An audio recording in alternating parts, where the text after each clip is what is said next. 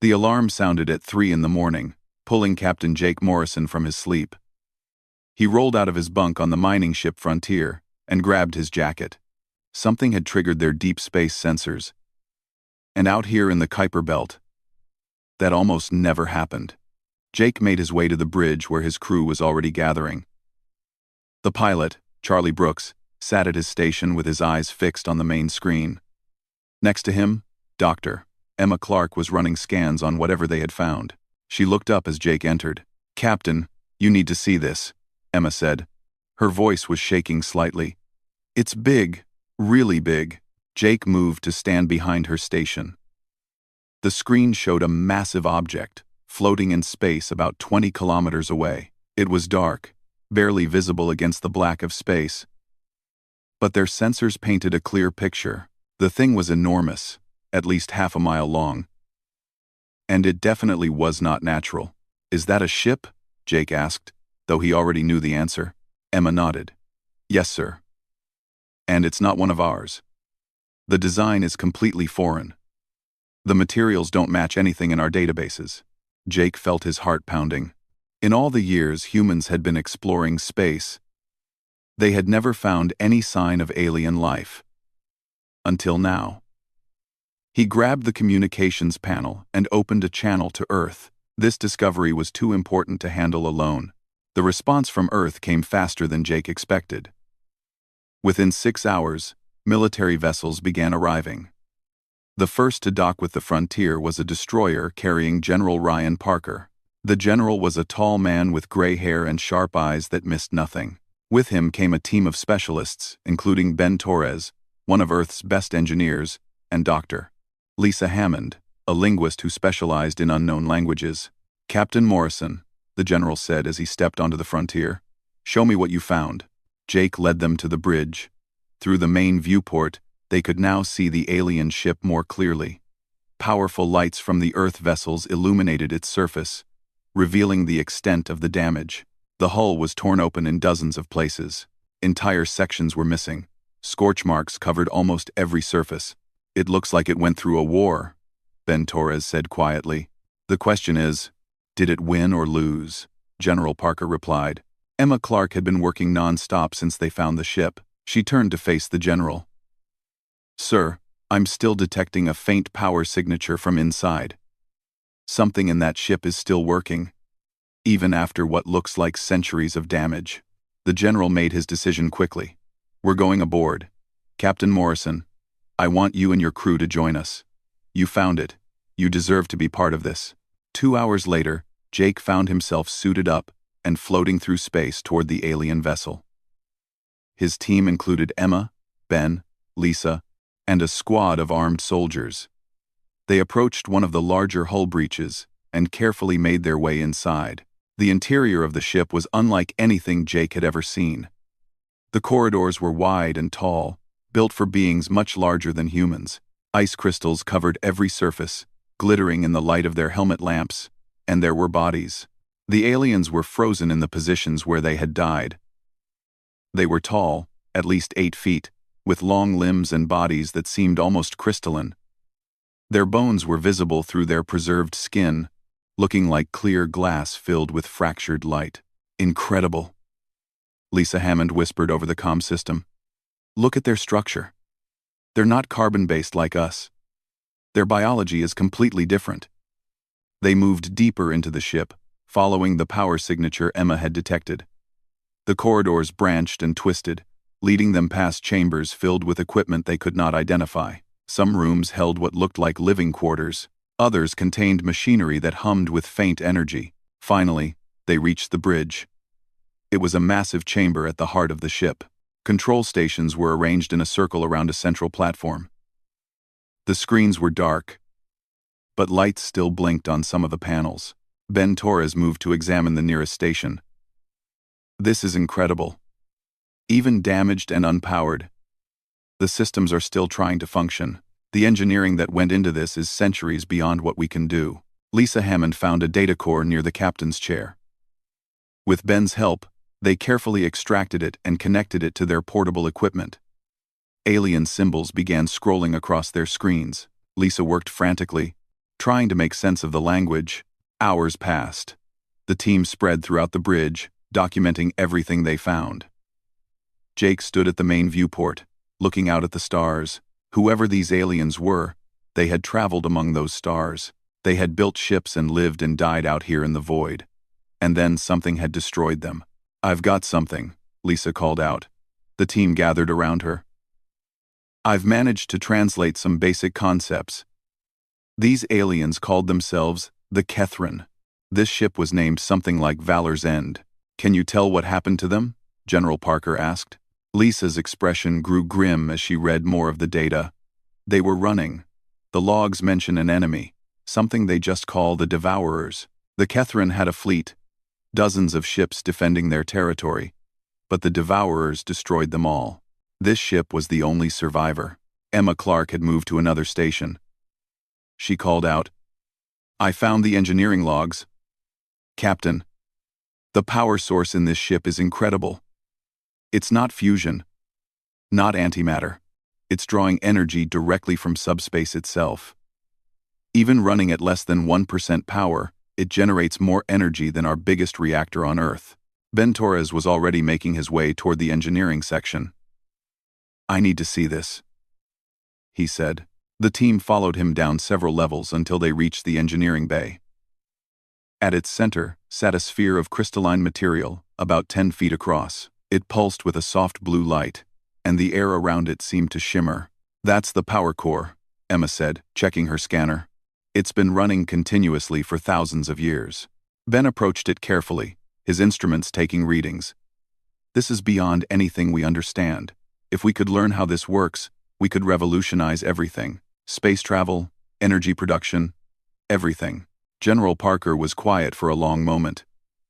Then he spoke. "We need to get this ship back to Earth. All of it.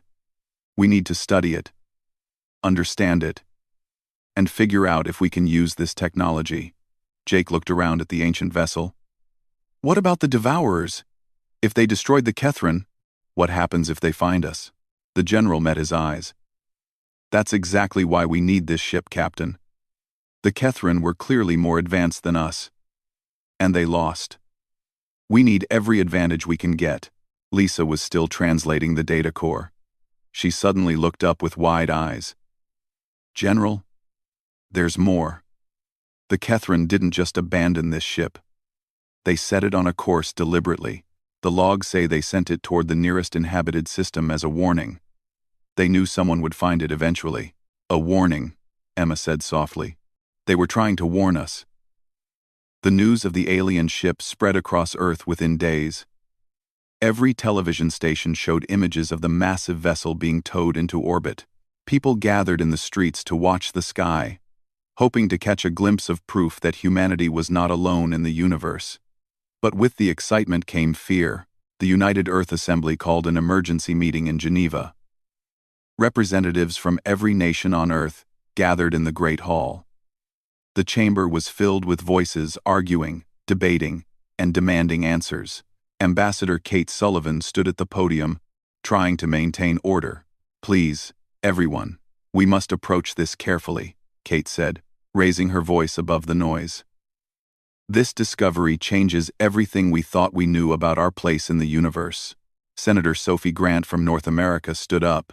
She was a tall woman with sharp features and a reputation for caution. "Ambassador Sullivan, how can we be certain this ship is safe? We know nothing about its technology. What if there are biological hazards? What if the power source is unstable?" General Ryan Parker stepped forward to answer. "We have had teams examining the vessel for 3 weeks now. There are no biological threats. The ship has been dead in space for thousands of years. Any pathogens would be long gone." "But what about the power source?" another representative called out. "We have heard reports that it taps into subspace itself. What if something goes wrong?" Dr. Nina Palmer, Earth's leading physicist, addressed the assembly. "The concerns are valid.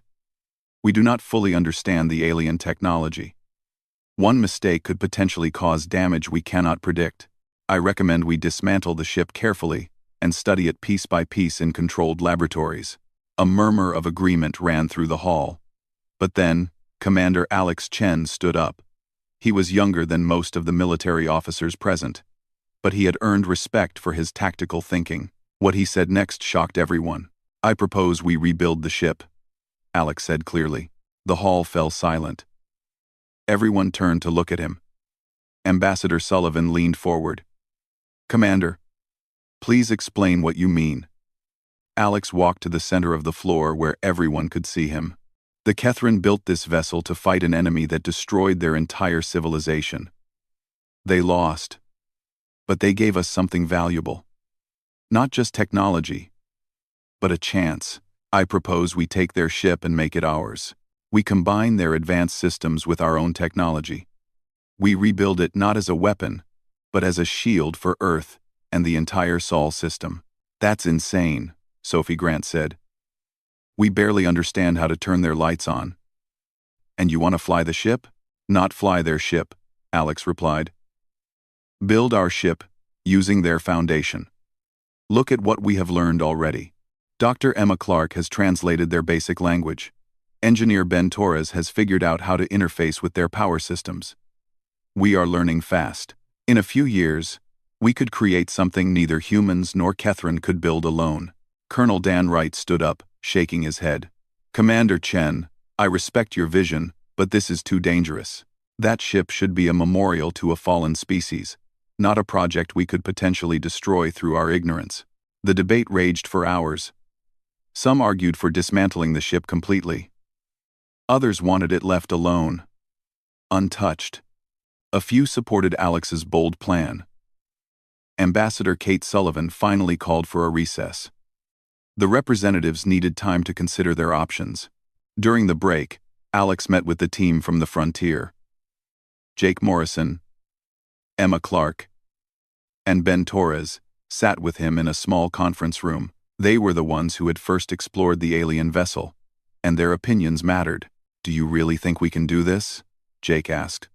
"Rebuild an entire alien warship?" Ben Torres nodded slowly. "I have been inside that ship every day for weeks." The Kethrin were brilliant engineers. Everything they built has multiple backup systems. They designed for redundancy and safety. Even their damaged systems fail in ways that protect the rest of the ship, Emma added. "And the ship's computer is helping us." It sounds strange, but the Kethrin designed their technology to work with other species. The systems are adapting to us, teaching us how they work. It is like the ship wants to be understood. "What about the Devourers?" Jake asked.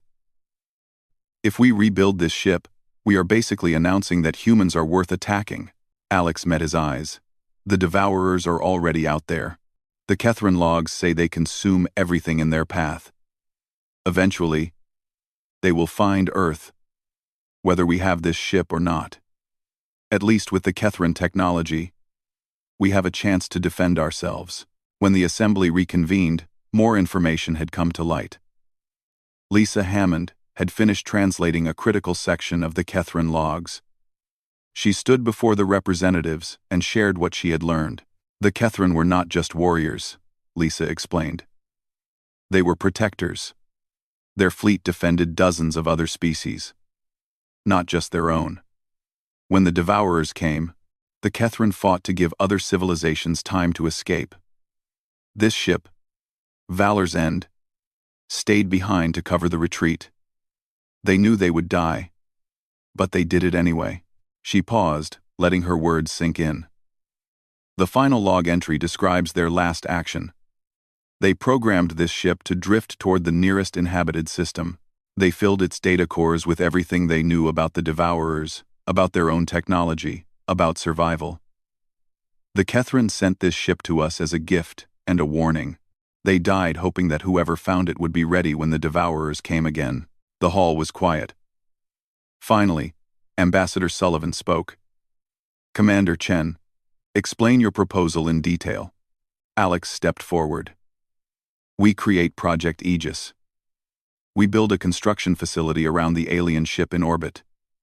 We bring in the best engineers, scientists, and workers from every nation. We study the Kethrin technology and integrate it with our own. Where their systems are too damaged, We replace them with human equivalents enhanced by alien principles. We take approximately 5 years to do this properly and safely. And the cost? Someone asked. Everything we can spare, Alex replied honestly. This will be the most expensive project in human history. But if we succeed, we will have a vessel capable of defending our entire system. We will have technology that could advance our civilization by centuries. Senator Grant stood up again. And if we fail? If the ship explodes or tears a hole in space-time as Dr. Palmer suggested? Then, we fail trying to protect Earth, Alex said. The Kethran failed trying to protect their worlds. But they did not give up. They sent us this chance. I think we owe it to them, and to ourselves, to try. The vote was called. It took 3 hours for every nation to cast their decision. In the end, the result was close, but Project Aegis was approved. Alex Chen was named project director. Ben Torres would lead the engineering teams. Emma Clark would head the science division. And Jake Morrison would eventually command the rebuilt vessel if they succeeded. As the assembly dismissed, General Parker pulled Alex aside. You have convinced them, Commander. Now you have to deliver on your promise. 5 years to build the impossible. We will do it, sir, Alex said with confidence he hoped he truly felt. Outside, Ben Torres looked up at the night sky. Somewhere up there, the alien ship waited. A broken gift from a dead civilization. Soon, thousands of humans would swarm over it, learning its secrets, rebuilding its damaged sections, and creating something new. Emma Clark stood beside him. Do you think the Kethran knew? That humans would find their ship? Maybe, Ben said. Or maybe they just hoped. Either way, we are going to honor their sacrifice. We are going to take their greatest warship and turn it into the greatest shield. The construction facility that grew around the alien ship was the largest structure humans had ever built in space. 10,000 workers from 50 different nations came to Earth orbit, ready to attempt the impossible. Engineer Ben Torres stood in the main control center, looking at the screens that showed every angle of the massive project. Sir, the first teams are ready to enter, said Chris Martinez, one of Ben's senior engineers. He was a stocky man with quick hands and a brilliant mind for problem solving. Send them in, Ben replied. But carefully. We treat every system like it could explode until we prove it cannot. The teams moved through the alien corridors with scanning equipment and mapping tools. Every inch of the ship needed to be documented. Every system needed to be understood. It was slow work, frustrating work, but absolutely necessary. Dr. Emma Clark led the science teams deeper into the vessel. They had set up a laboratory inside one of the larger chambers. She stood over a crystalline matrix they had removed from a control panel, studying its structure under powerful microscopes. This is incredible, said Dr. Nina Palmer, who had joined the project despite her earlier concerns. The Kethran did not build their technology. They grew it. These crystalline structures are alive in a way, self-organizing and self-repairing, Emma nodded, which explains how systems kept working for thousands of years without maintenance. But it also means we cannot simply replace broken parts. We need to understand how to grow new components. That breakthrough came from an unexpected source. Tyler Brooks was a young programmer, barely 25, who had been hired to help with the computer systems. He approached Emma one day with an unusual idea. What if we do not try to copy the Kethran systems? Tyler suggested. What if we teach them to work with ours instead? Explain, Emma said. Tyler pulled up his datapad. The crystalline matrices respond to electromagnetic patterns. Our human brains produce similar patterns. I have been experimenting, and I think I can create an interface that lets human thought patterns communicate directly with the alien systems. The idea seemed wild, but they tested it anyway. Tyler volunteered to be the first subject. They placed him in a chair, surrounded by Kethran crystal arrays, and activated the interface. For a moment, nothing happened. Then Tyler's eyes went wide. I can feel it, he whispered. The ship is aware. Not conscious like we are, but aware. It knows we are trying to help. It wants to teach us. Over the following weeks, Tyler and his team perfected the neural interface. Soon, dozens of operators could connect with the Kethran systems, learning at speeds that would have been impossible through traditional study. The ship was not just a machine, it was a teacher, but the work was dangerous. 3 months into the project, engineer Laura Stevens was working on a power conduit when it overloaded. The alien energy burned through her suit before anyone could react. She died before they could get her to medical. Her loss shook the entire project. Commander Alex Chen spoke at her memorial service. Thousands of workers attended, either in person or through video screens throughout the facility. Laura knew the risks, Alex said. We all do. But she believed in what we are building here. She believed that protecting Earth was worth any sacrifice.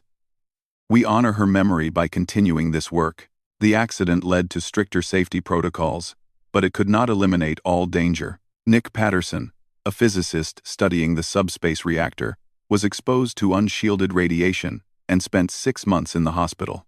Every setback brought new protests from Earth, new voices calling for the project to be abandoned. But they pushed forward. Ben Torres made the first major breakthrough in understanding the Kethran power core. He discovered that it could be interfaced with human technology through harmonic conversion.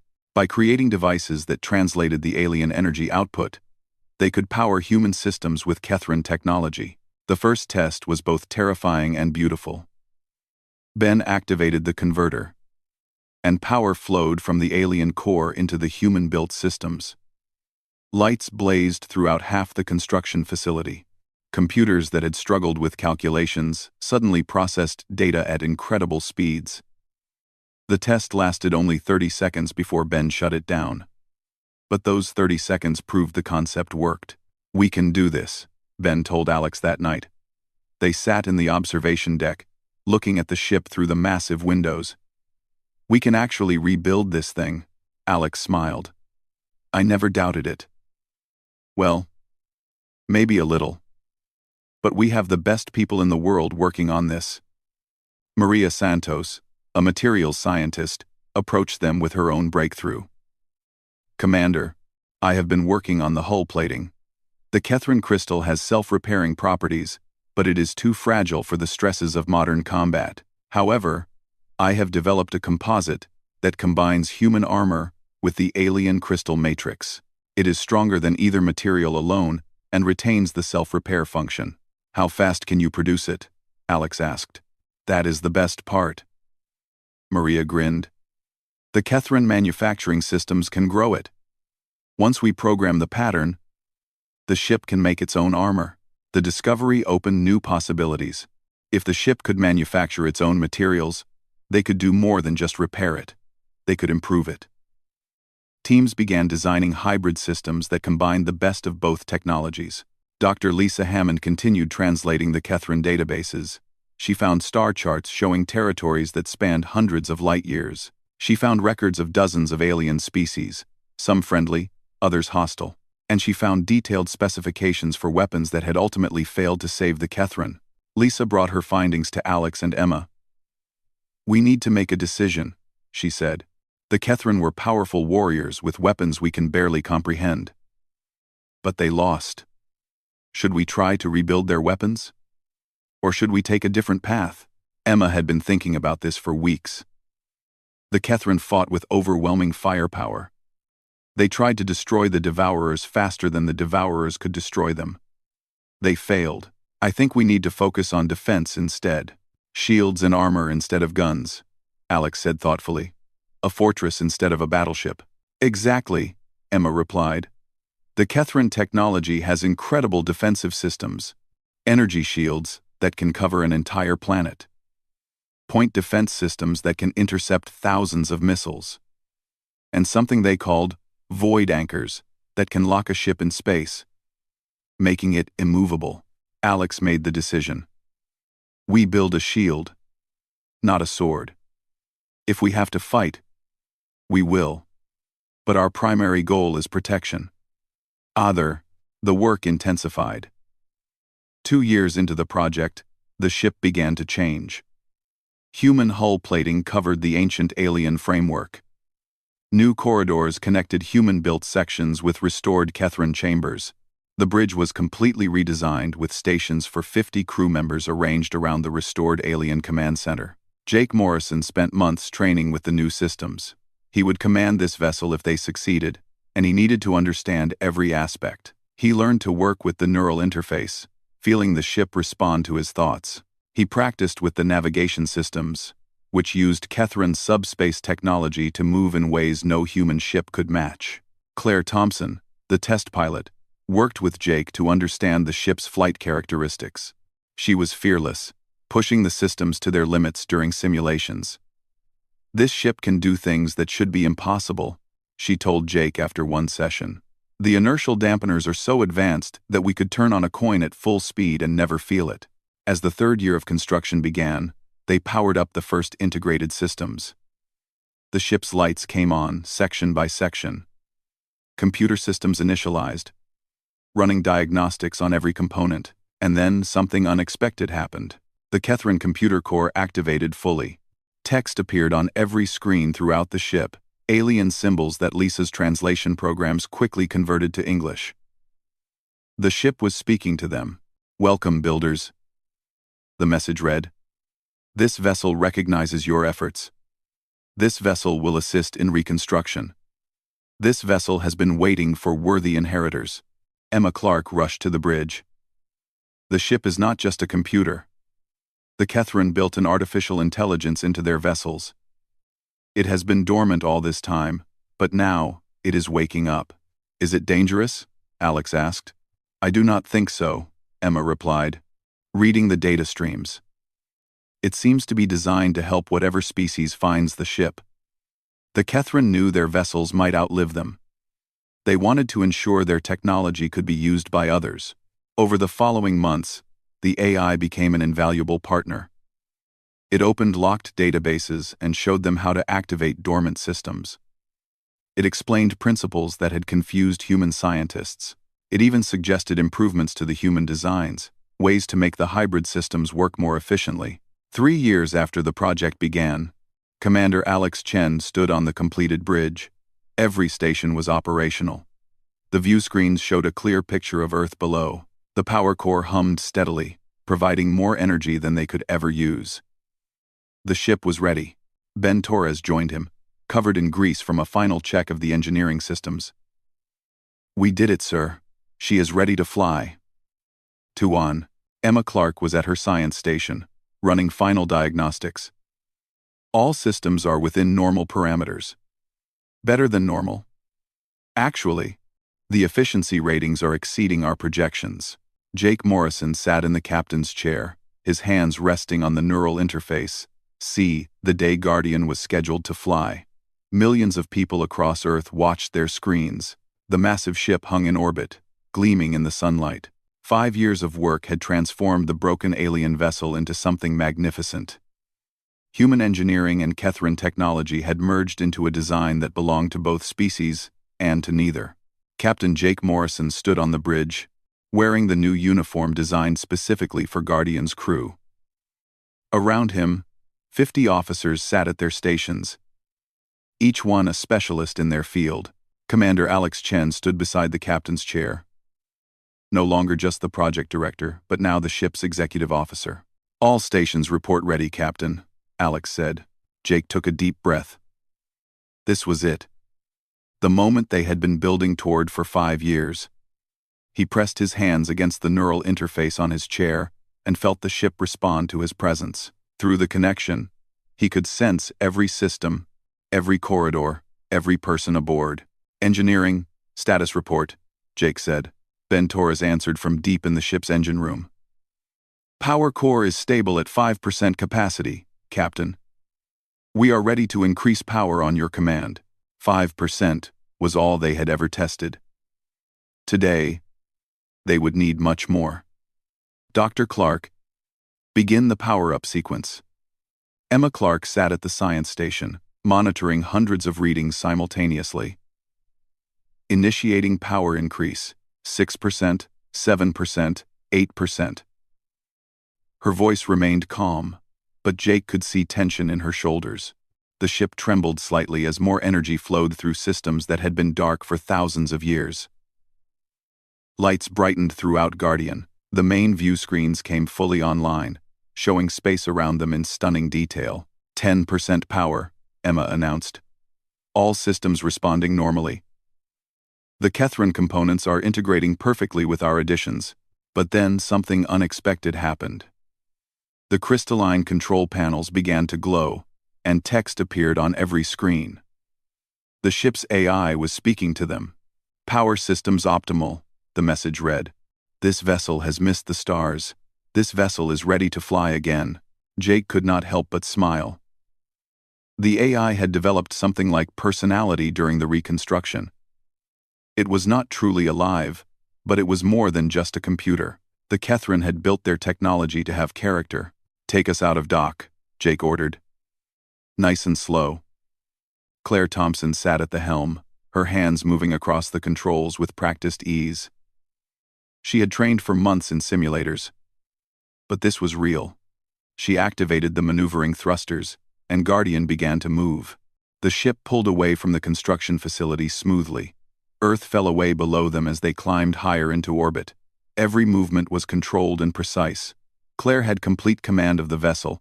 "How does she handle?" Jake asked. "Like a dream, Captain," Claire replied, grinning. "The response time is incredible. The Kethran flight systems are reading my intentions through the neural link before I even finish the command. They spent an hour running basic flight tests in high orbit. Guardian performed flawlessly. The hybrid systems worked exactly as designed. Human engineering provided reliability and redundancy, while Kethran technology provided power and precision." "All right," Jake said. "Let us see what she can really do." Helm. Set course for Mars orbit. Engage subspace drive. This was the moment everyone feared. The subspace drive was pure Kethran technology, barely understood by human science. It did not push against space like conventional engines. It folded space itself, allowing the ship to move in ways that should be impossible. Claire entered the commands. "Subspace drive charging. Ready in 10 seconds. Emma watched her instruments carefully. Energy levels rising. Subspace field forming around the hull. Then the drive engaged. Guardian did not accelerate gradually like a normal ship. One moment they were near Earth, and the next moment they were halfway to Mars. The transition was instantaneous and smooth. Through the viewports, the stars had barely shifted. "Distance covered, 200 million kilometers in 3 seconds, Emma said, her voice filled with awe. "We just traveled faster than light. Not through hyperspace or wormholes, but by folding space itself." The bridge crew erupted in cheers. They had done it. The Kethran technology worked. Guardian could cross the solar system in minutes, something that took conventional ships months. Jake let them celebrate for a moment before calling them back to work. "Good job, everyone. But we are not done yet. We need to test the weapons and defense systems. Claire, take us to the asteroid belt. We will use the testing range we set up there." An hour later, Guardian hung in space near a field of asteroids that had been marked for target practice. Jake ordered weapons systems online. They had not rebuilt the Kethran weapons, but they had installed human guns, enhanced by alien technology. "Railgun batteries ready," reported the weapons officer, a calm woman named Amy Rogers. "Targets locked. Fire when ready," Jake ordered. The railguns opened up. Projectiles shot out at near-light speed. Powered by the massive energy available from the subspace reactor, the asteroids exploded into fragments, torn apart by the incredible velocity of the impacts. "Laser arrays ready," Amy continued, firing. Beams of coherent light, brilliant and deadly, sliced through space. They carved through asteroids like a knife through butter. The power of the Kethran reactor making them far more effective than any human laser had ever been. "Missile systems ready," Amy said. She launched a spread of smart missiles that used Kethran targeting algorithms. The missiles wove through space, avoiding obstacles, and struck their targets with perfect precision. Ben Torres watched from engineering with satisfaction. Every system performed better than specifications. The hybrid technology was not just working, it was exceeding all expectations. But the real test came next. The defense systems. Emma Clark activated the shield generators, and space around Guardian began to shimmer. An invisible bubble formed around the ship, a field of distorted space-time that would deflect or absorb incoming attacks. Shields at full power, Emma announced. Running all diagnostics now. They had set up automated weapons platforms in the asteroid belt to test the shields. On Jake's command, the platforms opened fire. Lasers, missiles, and projectiles struck the shield from multiple angles. The shield absorbed everything, the energy dissipating harmlessly into subspace. Shield integrity at 98%, Emma reported. The Kethrin technology is incredible. We could take sustained fire for hours without any danger. But Emma had one more test. She activated a system the Kethrin had called the stealth field. Guardian vanished from sensors. Even looking directly at the ship, observers could barely see it. The field bent light and radiation around the vessel, making it nearly invisible. This is remarkable, Emma said. We are still here. But to anyone looking, we might as well not exist. The Kethrin built this ship to be a fortress that could strike from nowhere. Jake ordered the stealth field deactivated. Guardian reappeared, her hull gleaming in the distant sunlight. Every test had been successful. The ship was everything they had hoped for, and more. But as they prepared to return to Earth, Ben Torres made a discovery in the engineering section. He had been exploring systems they had not fully activated yet, when he found something unexpected. "Captain, you need to see this," Ben called over the comm. Jake and Alex made their way down to engineering. Ben stood before a massive section of the ship they had thought was just structural support. But now, with full power available, panels had opened to reveal complex machinery. "What is it?" Alex asked. "Manufacturing systems," Ben replied, excitement clear in his voice. The Kethrin did not just build a warship. They built a factory. This ship can produce its own technology, replicate its own systems. Given enough raw materials, Guardian could build more ships like herself. The implications were staggering. They did not just have one advanced vessel. They had the capability to build a fleet. Earth could have a dozen Guardian-class ships within a few years. Alex immediately contacted General Parker on Earth. "Sir, you need to authorize an expansion of the project. Guardian can build more ships. We could have a defense fleet that would protect not just Earth, but the entire Sol system." The general's response was quick. "Approved, Commander. Begin preliminary work immediately. If the Devourers are really out there, we need every advantage we can get." As Guardian flew back toward Earth, Jake stood on the bridge and looked at his crew. They had accomplished the impossible. They had taken a broken alien warship and turned it into humanity's greatest achievement. Engineers, scientists, soldiers, all working together toward a common goal. 6 months passed after Guardian's successful first flight. The ship had become a permanent fixture in Earth's defense network, running patrols through the Sol system and training new crews. Captain Jake Morrison had settled into command, and his crew worked together like a well-oiled machine. They felt confident, prepared for anything. They were wrong. The alert came at 0400 hours on a Tuesday morning. Guardian's long-range sensors, far more powerful than anything else humans possessed, detected multiple objects entering the Kuiper belt. They were moving faster than light, decelerating as they approached the inner system. Jake was on the bridge within minutes.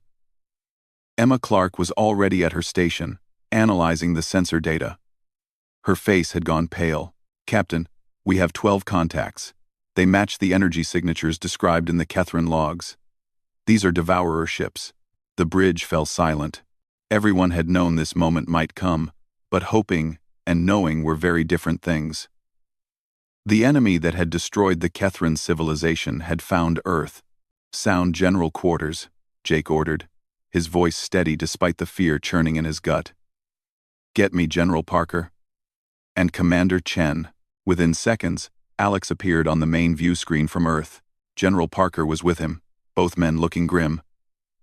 "Captain, we see them," Parker said.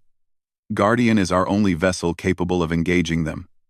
You need to buy us time to evacuate the orbital stations. Understood, sir. We are moving to intercept.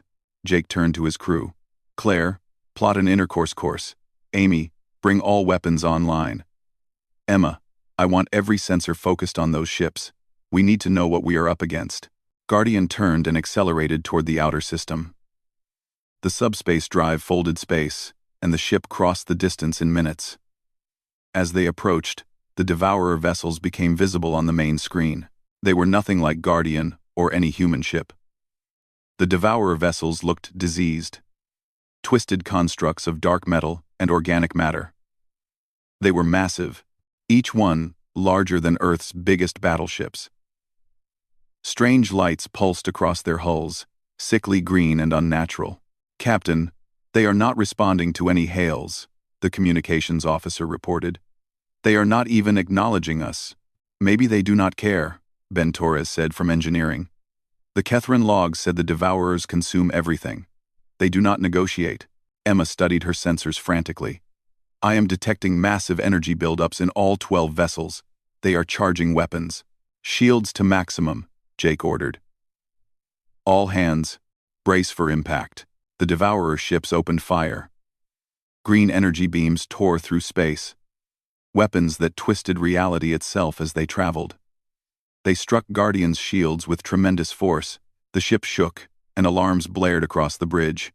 Shield strength at 85%, Emma reported. But holding. The Kethran technology is absorbing most of the damage.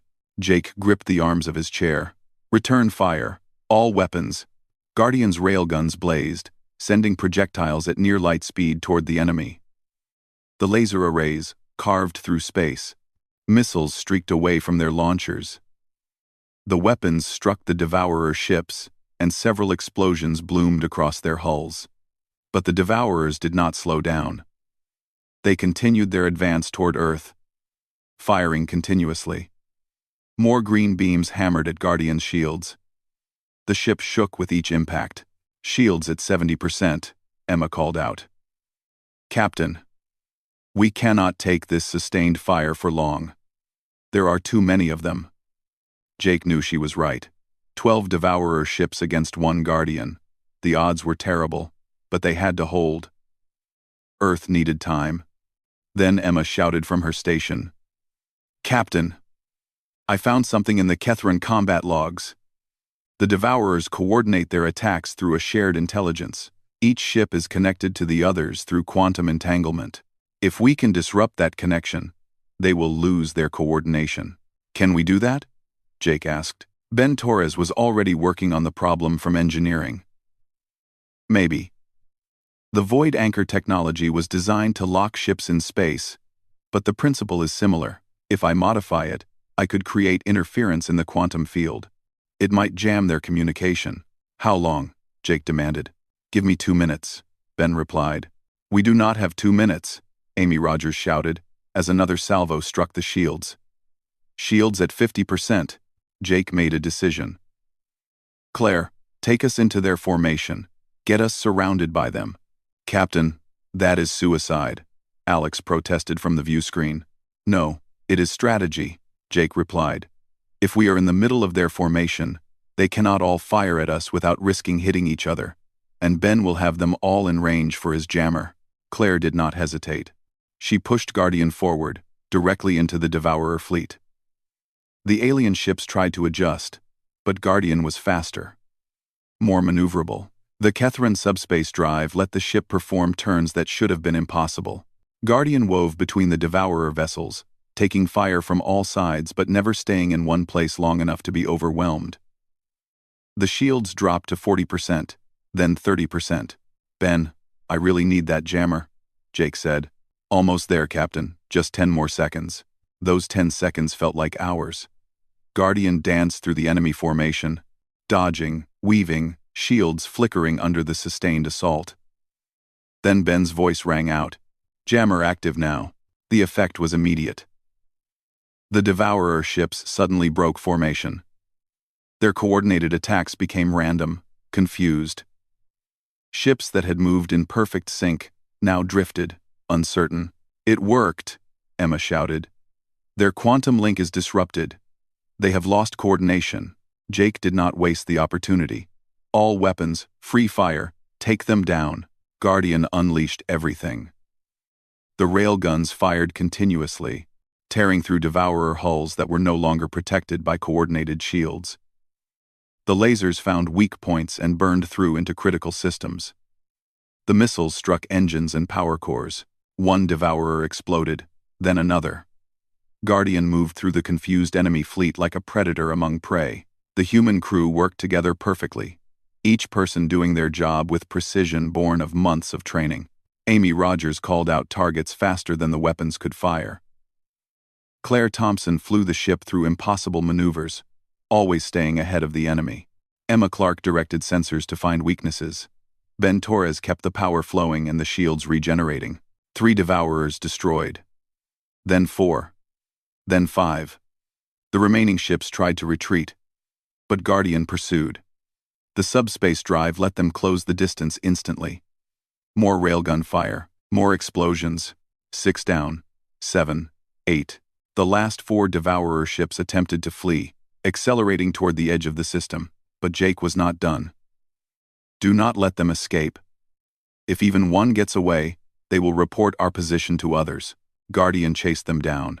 The void anchors locked onto the fleeing ships, holding them in place. Trapped and helpless, the Devourers could only fire desperately as Guardian methodically destroyed them one by one.